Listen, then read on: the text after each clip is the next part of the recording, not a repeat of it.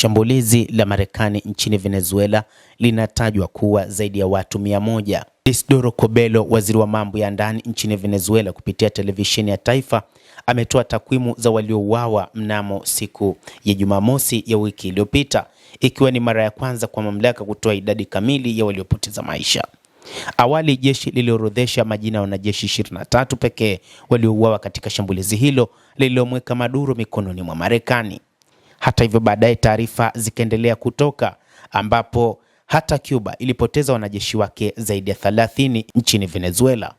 Wanajeshi hawa wanadaiwa kwamba ni miongoni mwa wale waliokuwa wakisaidia katika ulinzi wa rais wa Venezuela Nicolas Maduro. Waziri wa mambo ya kigeni Cobello alizungumza akituma salamu za rambirambi kwa familia za wote waliouawa katika operesheni hiyo, na amelaani shambulizi la Marekani akisema kuwa Venezuela imekuwa mhanga wa shambulizi la kikatili ambapo hadi sasa watu waliouawa ni zaidi ya 100 na kuna idadi kama hiyo ya majeruhi. Lilikuwa ni shambulizi la kutisha dhidi ya nchi yetu. Huo ndio ukweli ambao hauwezi kufichwa na mtu yeyote. Hakuna namna ya kuficha. Waziri huyo amekosoa kuwa kile Marekani inachokifanyia Venezuela inaweza kufanyia pia kwa nchi nyingine, ikiwa nchi hiyo itaachwa kufanya inavyotaka kufanya. Katika hatua nyingine, rais wa Marekani Donald Trump alisema muda ndio utakaoamua kipindi ambacho Venezuela itaendelea kuwa chini ya uangalizi wa nchi yake. Amesema hayo katika mahojiano yaliyofanyika na gazeti la New York Times mnamo siku ya Alhamisi na kubainisha kuwa Marekani itaijenga upya Caracas na itatumia mafuta ya nchi hiyo, itachukua na kushusha bei.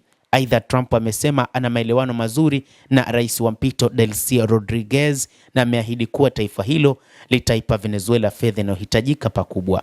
Hayo yanaendelea wakati Donald Trump na taifa jirani la Venezuela la Colombia, Rais Gustavo Petro, wamefanya mazungumzo kwa njia ya simu. Kupitia ukurasa wake wa jukwaa la Truth Social, Rais Trump wa Marekani amesema Petro alimpigia simu kuelezea hali ya ulanguzi wa dawa za kulevya na tofauti nyingine ambazo viongozi hawa wawili wamekuwa nazo. Petro, anayefuata siasa za mrengo wa kushoto, amekuwa akikwaruzana na Trump tangu aliporejelea madarakani kuiongoza Marekani kwa mara ya pili mwaka uliopita.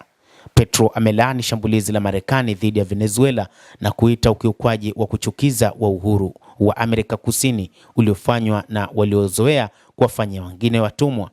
Amelifananisha shambulizi hilo na utawala wa kinazi wa Ujerumani wa mwaka 1937 lililoangamiza 85% ya mji wa Guernica, Uhispania, na kuwaua mamia ya watu. Hata hivyo, rais wa Marekani Bwana Trump alisema wazi kwamba anayefuata baada ya operesheni ya Venezuela ni Bwana Petro, ambaye pia yupo katika rada za Wamarekani. Endelea kutufuatilia mtazamaji, lakini usisahau kulike, usisahau kucomment, kadhalika na kusubscribe channel hii ili upate habari hizi kwa mapana hapa The World News. Naitwa Damu Hussein.